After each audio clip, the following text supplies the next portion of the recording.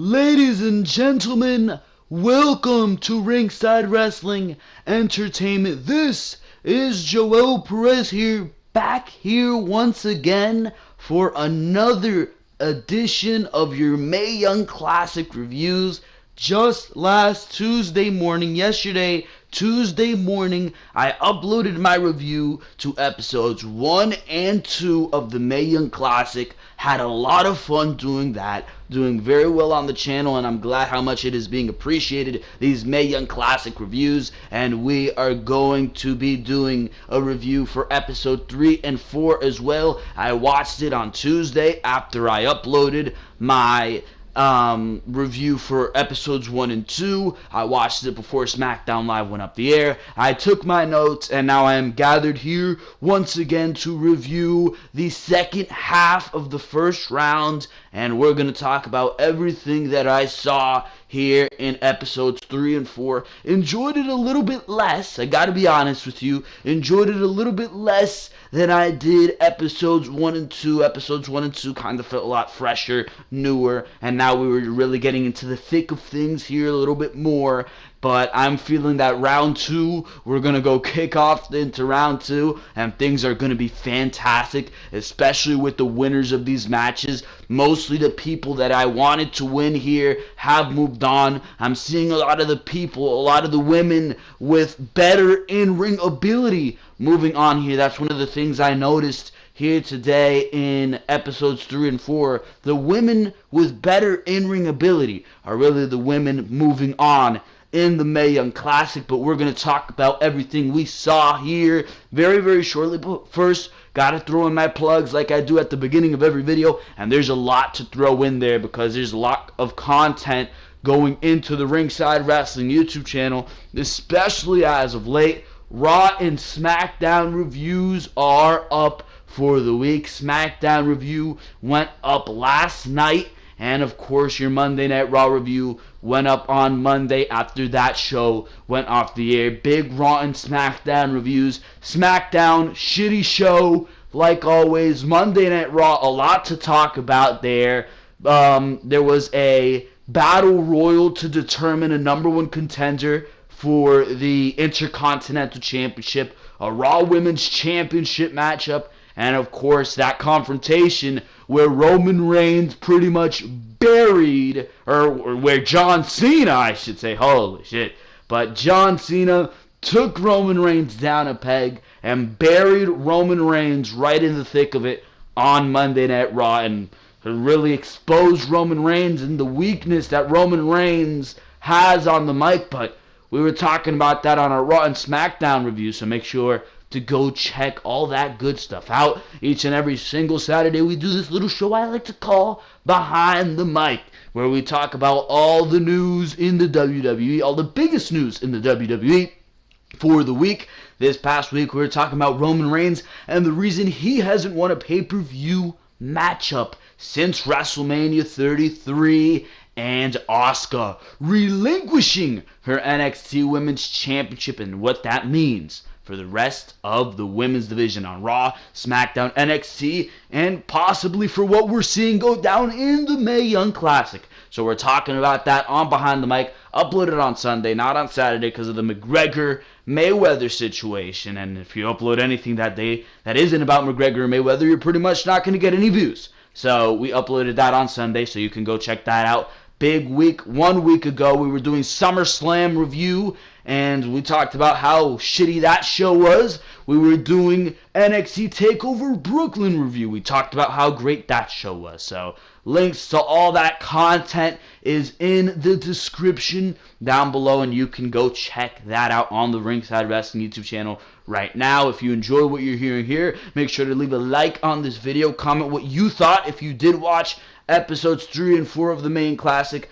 Comment what you thought of this show here that we are reviewing, and of course make sure to subscribe to the Ringside Wrestling YouTube channel so you do not miss a single thing, or click on that notification bell, or go check out the Twitter account and follow on there. Twitter account of the same name. We live too with Raw, SmackDown, pay-per-views, and NXT TakeOver specials. So that is all the plugs I have here for you. Make sure to go check out all that other content, because for now we're going straight into the Mae Young Classic episodes 3 and 4 review. And we're starting off with this matchup here. Very interesting matchup. This is episode 3 of the Mae Young Classic. We got kicked off pretty much like we did on episodes 1 and 2. And it was Ayesha Raymond versus Toni Storm on the Mae Young Classic here. This was a very interesting matchup. Clearly, Toni Storm on a lot of the marketing for the Mae Young Classic. That picture, that graphic that I have at the beginning of the review, that is Toni Storm in the front of that graphic, and she was going against Ayesha Raymond, who marketed herself as the Deadlift Diva. She had a very interesting look with that cat paint on her face. From the beginning, you knew the Australian Storm was winning this matchup. She's clearly very focused on the Mae Young Classic. And Raymond was a clear-cut heel from the beginning. She refused the handshake in the beginning. Storm definitely had a lot more appeal in that ring when it came to the in-ring aspect of it, as well as playing up to the crowd. She played up to the crowd a lot in this matchup. She was very, very good in that aspect. She hit her hip attacks, and she was getting the crowd behind her, fucking showing off to the crowd. Absolutely great. She extended a handshake a second time in this matchup, and when Ayesha Raymond said, you know what, let's shake hands, she smoothly slicked her hair back. So she has a lot of charisma. I like the charisma she has in the ring. Very, very nice. The ending is where I'm just like, well, what's going on here? It was very anticlimactic.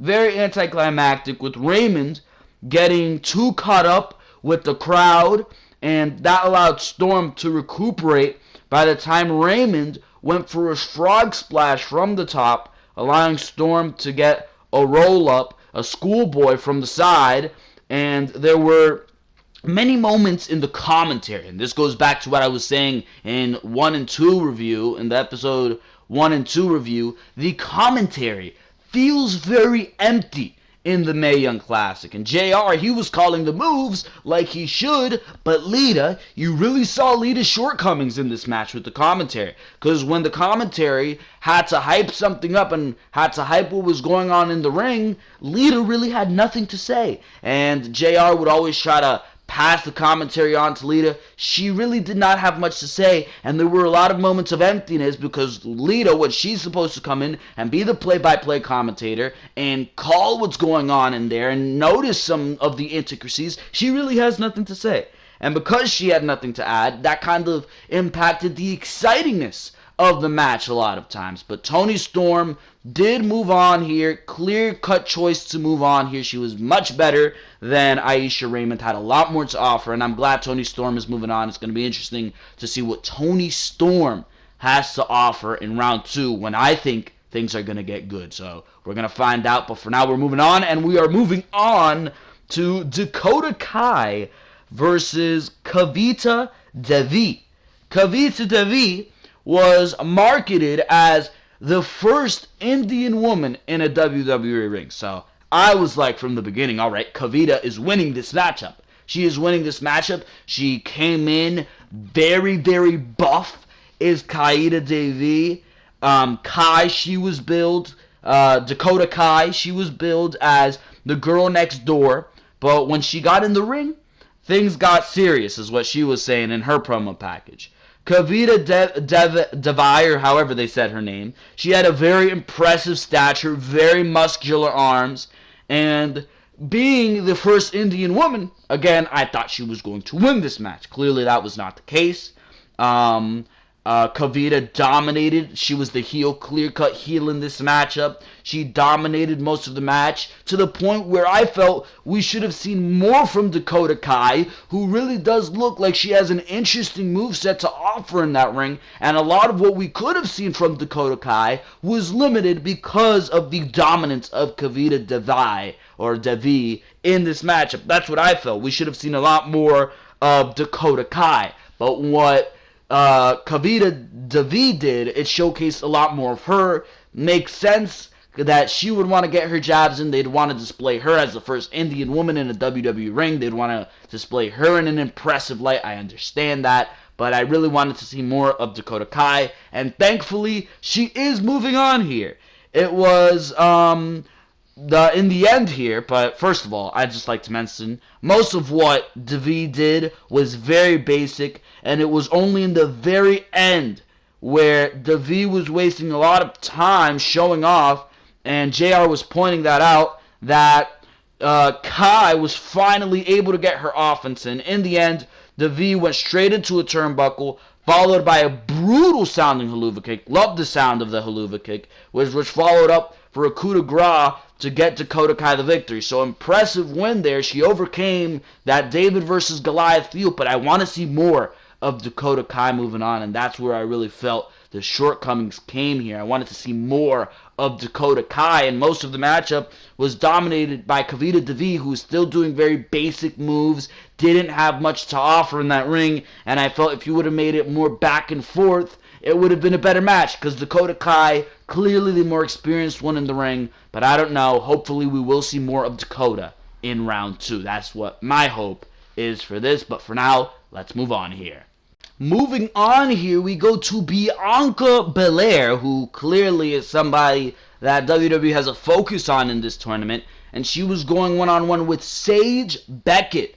Many of us are already familiar with Belair because of her qualifying match for the Classic, and Becket has been on NXT a couple of times, so it's going to be interesting what the result would be in this matchup. Clearly, if you ask me, it was going to be Belair, but it was going to be interesting to see what Becket was able to offer in this match as well.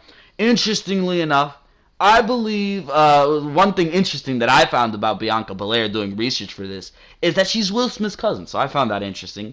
And she might just be the fresh princess of Belair. Just needed to throw that in there. But Bianca Belair showed a lot of aggression, but at the same time athleticism in this match, and I enjoyed her in-ring style. Would have wanted to see more from her. I felt like Sage Becket was very, very green in that ring.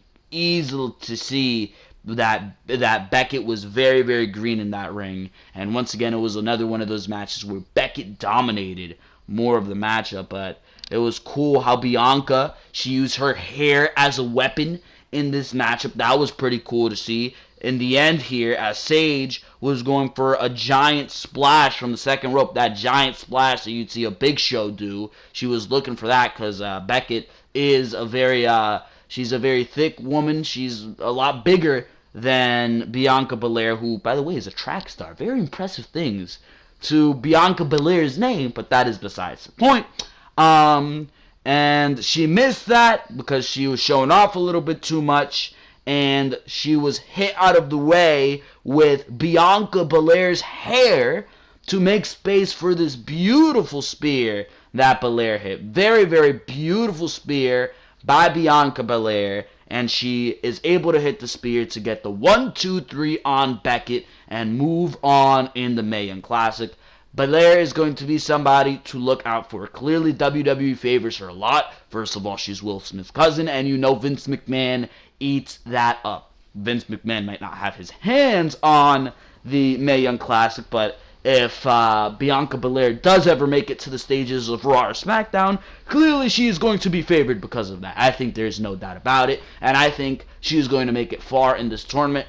Will it be as far as round 2? I believe she's facing somebody fucking formidable in round 2, so it's going to be interesting to see what happens to Belair in round 2, because she is a very interesting competitor. I love her long hair. Very good look on Belair. She's really one of those women who looks like she can compete with those women on the main roster. So I'm interested to see where she goes in this tournament, because she is one of those more interesting people who you can tell WWE has their eye on in this tournament. But for now, moving on here, we go to Santana Garrett versus Piper Niven. And to this point, I found these matches to be very mediocre, to be honest with you, on the Mae Young Classic. But this matchup turns all those things around, bro. Holy shit. Best match of the night here. Not better than the match we saw between Mia Young or Mia something last on episode 2. Not better than that match, but definitely came close to that. Piper Niven and Santana Garrett worked their asses off in this matchup. Santana Garrett, easily from the beginning, you could tell she had a very, very good look. They called her the Superwoman of the WWE, and quite honestly, I would have liked to see her move on here. I would have liked to see both these women move on to round 2 and continue to fight, because they are very good in the ring, both of them, and they work their asses off here. Nevin, clearly much bigger in the size department. That made it interesting, really, really interesting to see how she would use her size, how her athleticism and size would play into what she did in this matchup. And Piper was playing the role of a bully heel in this match against the white meat babyface that was Santana Garrett. So that made it an interesting dynamic here, because it wasn't dynamic where Nevin had control of the whole match. It was really back and forth. And once again, those back and forth matches are really when we do see the best matches in the Mae Young Classic here. But both these women displayed great athleticism and skill in the ring. There were 2 huge near falls in this match where Piper got 2 huge crossbodies, and clearly the size of Nevin makes that so much more impactful. And Santana, she was able to kick out.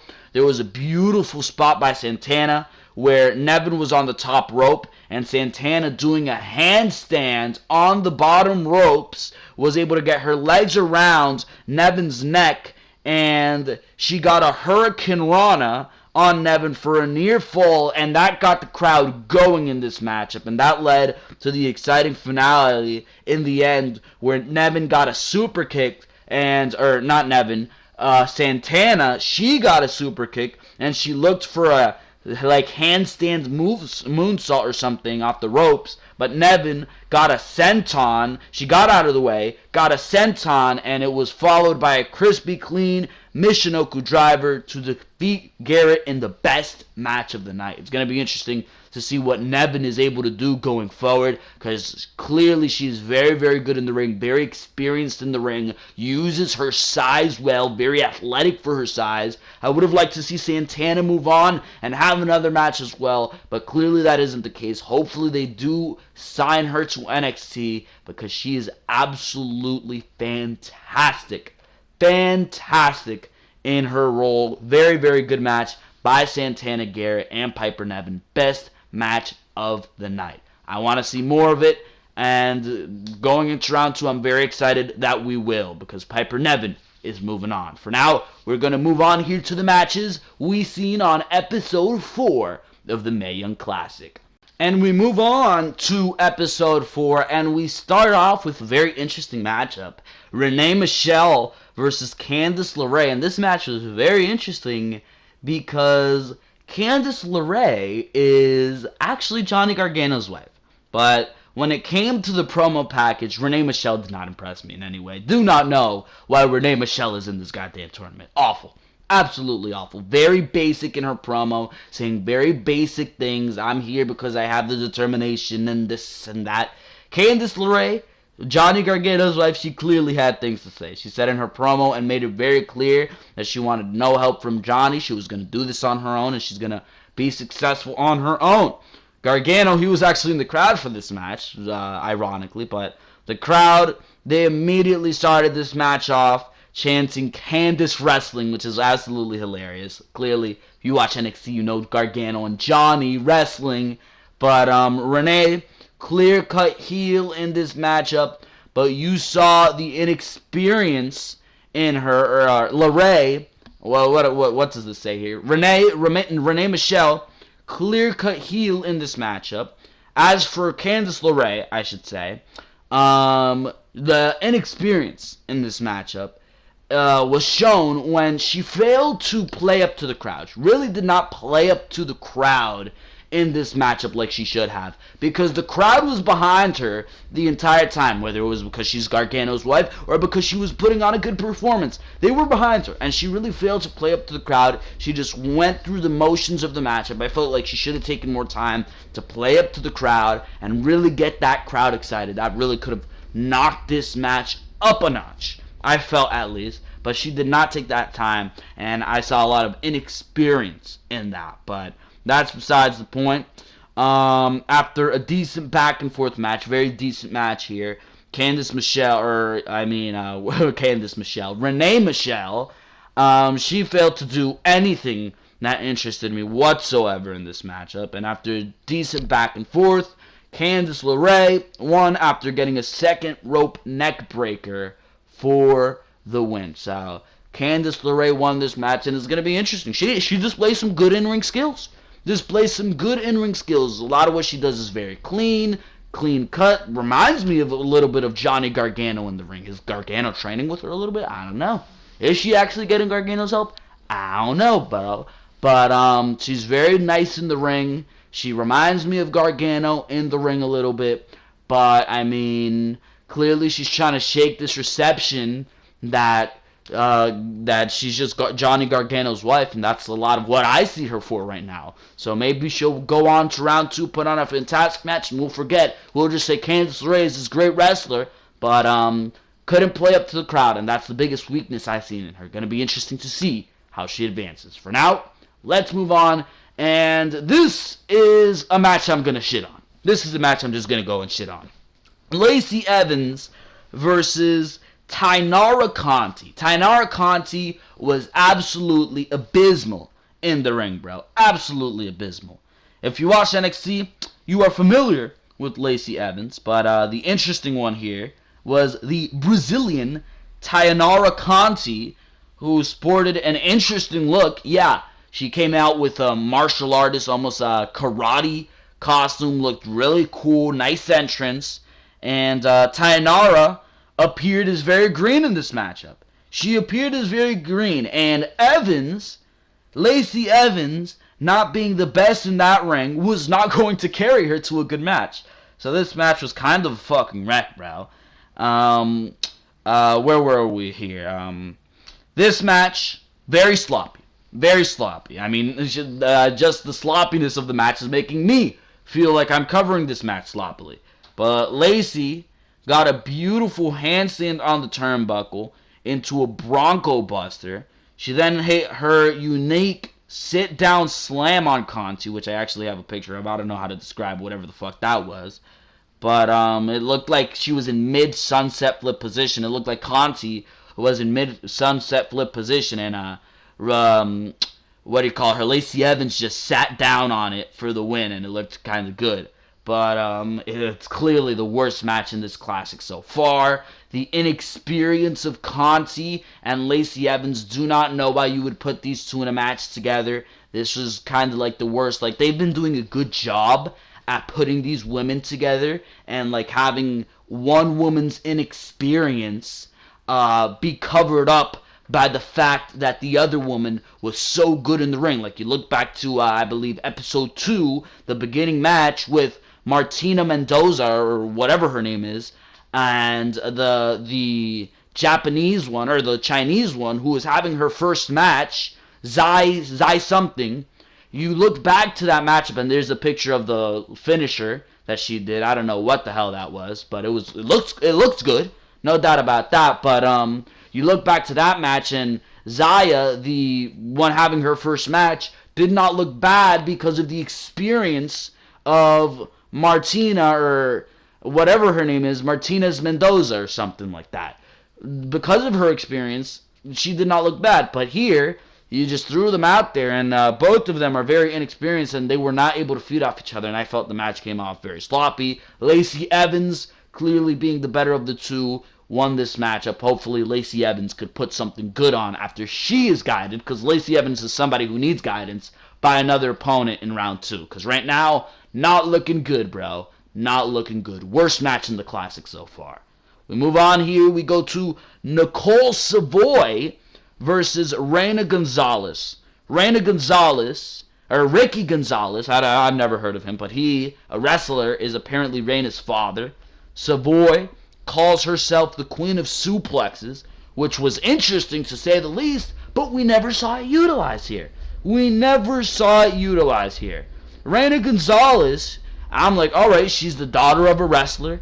She's 6 foot tall, impressive stature, and she came in playing the role of the heel aggressor in this matchup.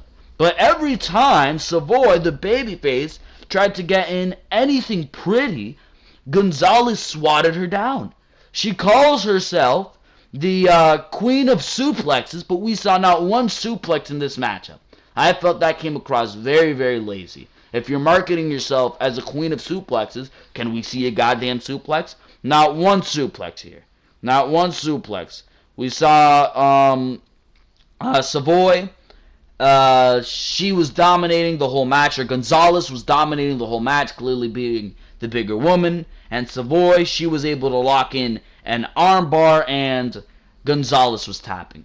Again, two very inexperienced wrestlers here who I don't know why you put them together. I do not know why you put them together. I think Savoy has some experience, but Reina Gonzalez, not much. I believe one of them, I believe Reina was only 22 years old. I believe, if I am right about that. Don't ask me, but I believe she's only 22 years old, so a lot of inexperience here.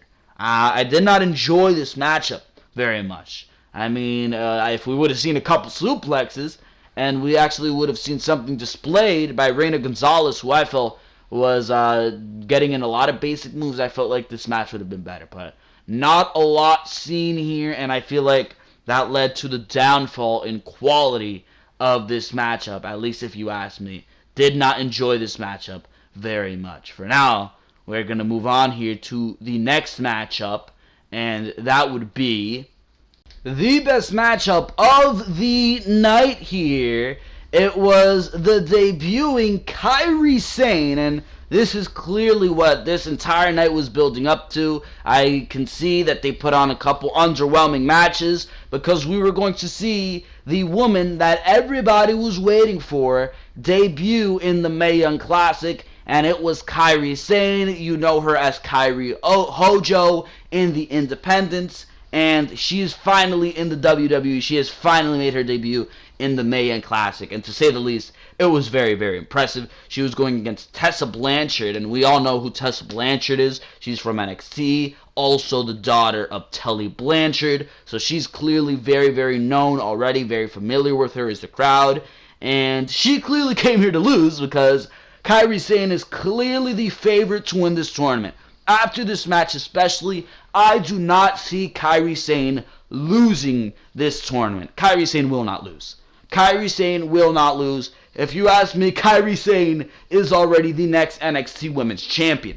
She already is the next NXT Women's Champion, if you ask me. I feel like Kairi Sane has a very, very good look. The crowd is behind her very easily. The presentation is there with the pirate gimmick and the theme song like you're going on an adventure. I like it.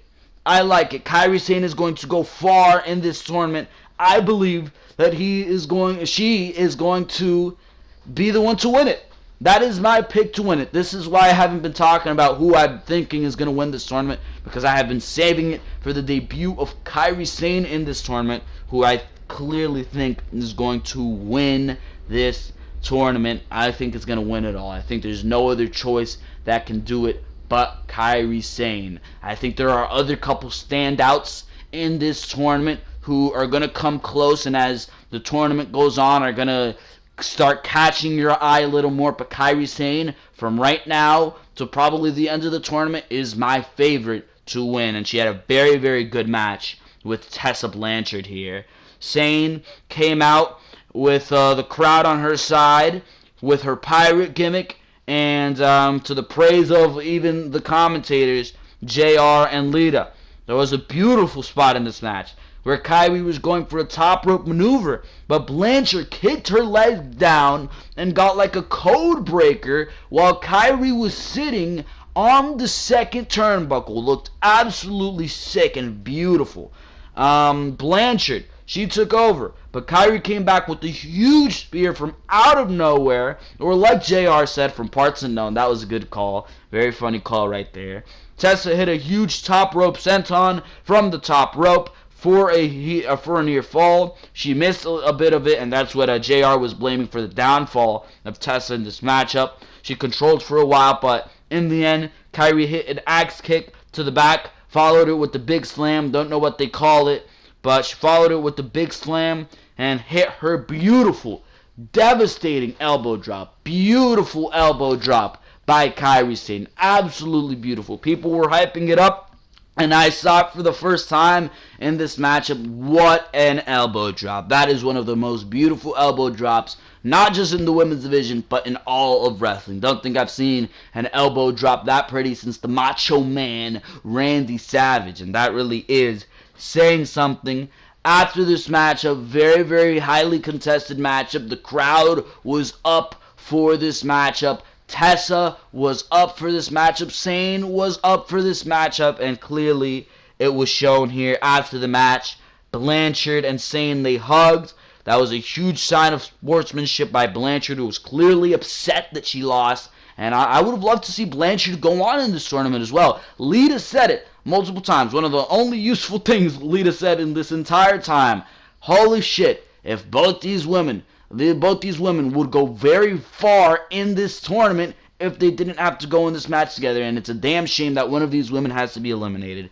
But they chose a huge, the correct person to debut in a match with Sane. Blanchard really showed her in-ring ability in this matchup, and I enjoyed the hell out of what we saw between Kairi Sane and Tessa Blanchard. If I had to choose a match from these 4 episodes that I found to be the best in this tournament, it would have to be Mia Yim versus Sarah Logan. And if I had to choose a second, it would probably be Piper Niven and Santana. Santana, whatever her last name is, I'm having a little bit of trouble. Hopefully I'll get them. It'd have to be Santana, whatever her name is.